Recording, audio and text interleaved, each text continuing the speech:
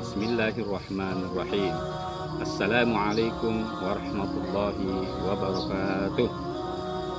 Alhamdulillahirabbil alamin alladzi allafa baina qulubina wa asbahna bi ni'matihi ikhwana. Asyhadu an la ilaha illallah wahdahu la syarikalah wa asyhadu anna Muhammadan abduhu wa rasuluh la nabiyya wa la rasula ba'dah. Allahumma salli wa sallim wa barik ala Muhammad wa ala alihi wa sahbihi wa mawala, amma ba'd. Ayuhas shaimun, saudaraku rahimakumullah, alhamdulillah rabbil alamin. Kita sama-sama sampaikan kepada Allah Subhanahu wa ta'ala atas segala karunia yang Allah limpahkan kepada kita hingga hari ini. Alhamdulillah kita masih sehat walafiat. Di banyak negara yang kita lihat hari ini terenggut jiwanya karena persoalan corona. Alhamdulillah kita di tempat ini masih diselamatkan Allah SWT untuk dijauhkan darinya. Alhamdulillah rabbil alamin. Tidak putus-putusnya kita untuk mengucapkan kalimat ini.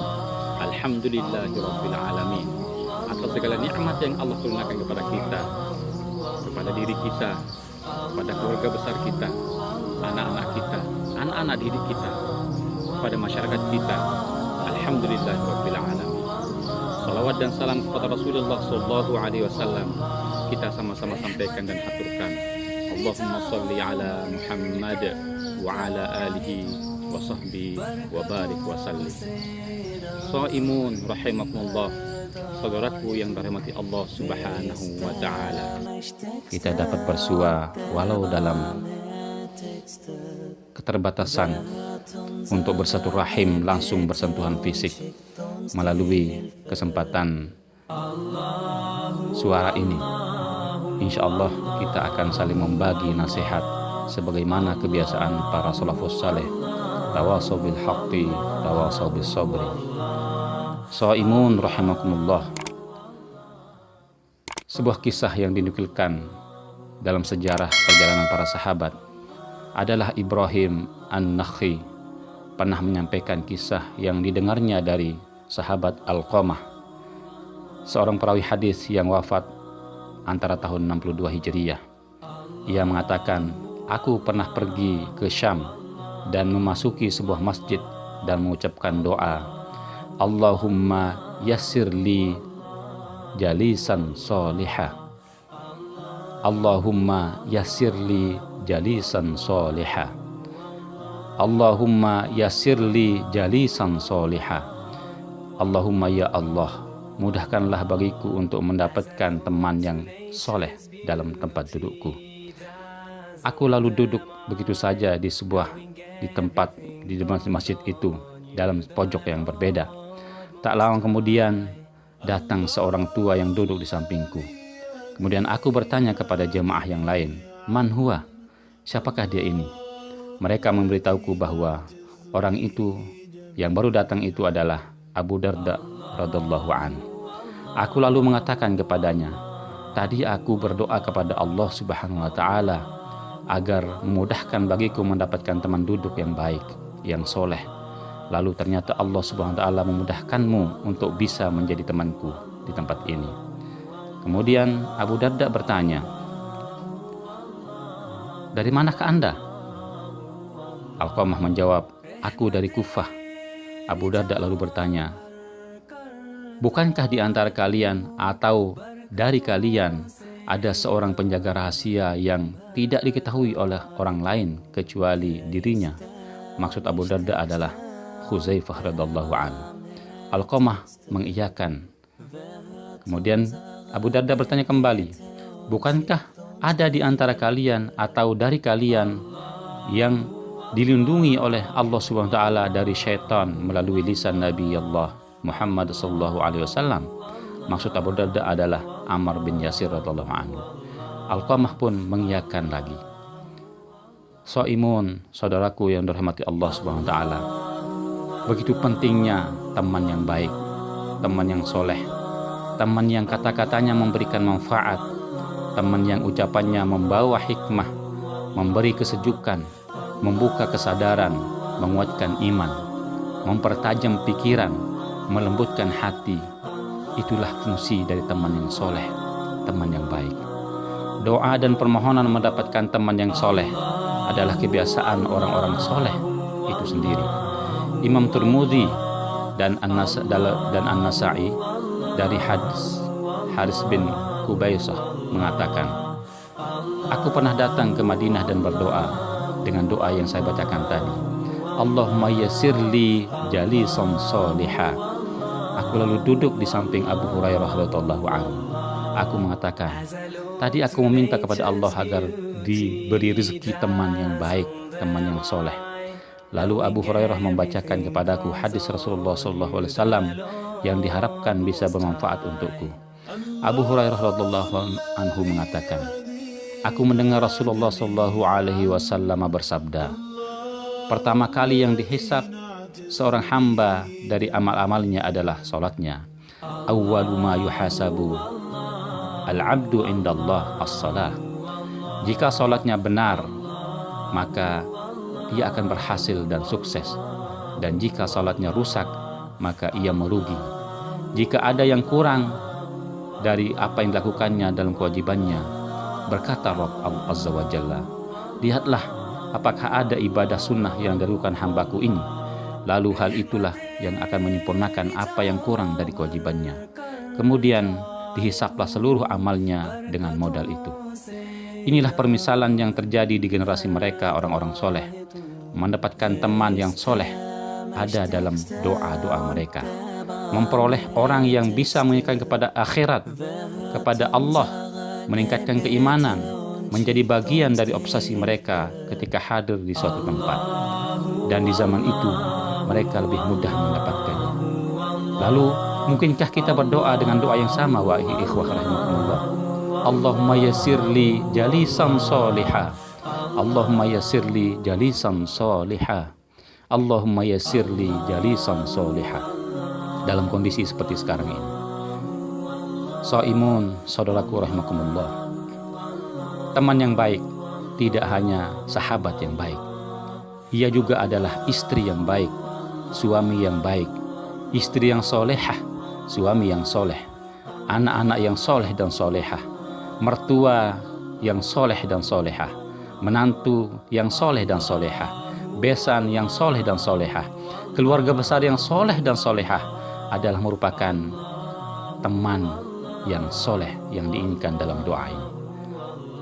Shaimun, saudaraku rahimakumullah. Kesendirian barangkali lebih baik daripada memiliki teman yang buruk. Alasannya adalah, dalam kesendirian, seseorang akan bicara pada dirinya sendiri. Lintasan pikirannya, jika itu keburukan, akan sampai pada jiwanya sendiri. Dan dalam batasan ini, syariah masih memaafkannya.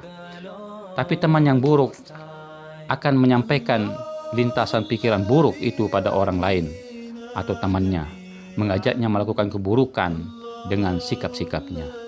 Maka Abu Darda radhiyallahu anhu pernah mengatakan, teman yang soleh itu lebih baik daripada kesendirian, dan kesendirian itu lebih baik daripada mendapatkan teman yang buruk. Orang yang mengajak pada kebaikan lebih baik daripada orang yang diam, tapi orang yang diam lebih baik daripada orang yang mengajak kepada keburukan. Bahkan sahabat Ibnu Hibban mengatakan, orang yang berakal tidak akan mau menemani orang yang jahat, karena pertemanan dengan orang-orang yang jahat itu adalah potongan dari api neraka. Ia memberi rasa panas, tidak memunculkan ketenangan, dan cenderung melanggar apa yang dijanjikan Allah dan diperintahkan Allah Subhanahu wa ta'ala. Shaimun rahimakumullah, saudaraku yang dicintai Allah Subhanahu wa ta'ala. Persoalan teman bagi orang-orang soleh begitu penting. Kekeliruan dalam berteman bisa mengakibatkan perkara yang tidak sederhana. Karenanya mereka sangat berhati-hati memilih teman demi memelihara dirinya. Mereka sangat sensitif memilih komunitas mana tempatnya yang berinteraksi, yang menghindarkan diri dari keadaan yang menjebak pada kesalahan dan keburukan. Saudaraku shaimun rahimakumullah, marilah sama-sama berdoa dengan doa ini. Allahumma yassirli jalisan salihah. Allahumma yassirli jalisan salihah. Allahumma yassirli jalisan salihah. Tidak hanya persoalan memilih teman, tapi terlalu banyak berteman dan bergaul pun bisa berdampak yang berbeda. Ia memiliki dampak yang kurang baik bagi jiwa kita. Ibnu Qayyim rahimahullah mengatakan, sesungguhnya berlebih-lebihan dalam bergaul merupakan penyakit parah yang mendatangkan semua kejelekan. Betapa banyak pergaulan dan persahabatan hilang nikmat dibuatnya, menabur benih permusuhan dan menanamkan rasa sakit di dalam hati yang mampu melenyapkan gunung yang kokoh, sementara rasa sakit dalam hati tersebut tidak akan pernah hilang. Sehingga berlebihan dalam bergaul merupakan kerugian dunia dan akhirat.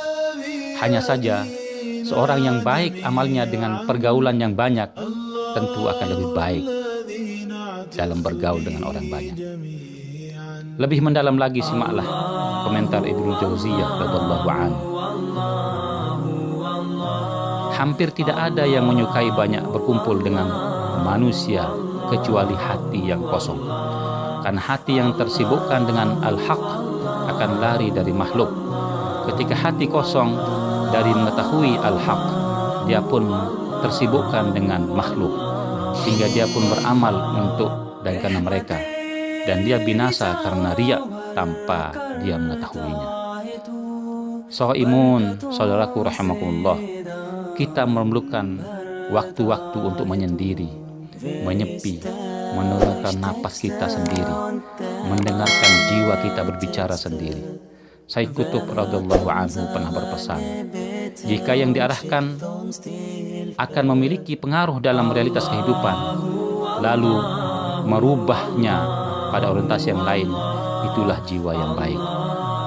Khalwat, menyendiri atau uzlah, mengisolasi diri untuk beberapa saat, memutus kesibukan dunia dan hiruk-pikuk kehidupannya, dan dari obsesi orang-orang yang kecil yang disibukkan oleh kehidupan dunia, tentu dibutuhkan oleh jiwa orang-orang yang merdeka.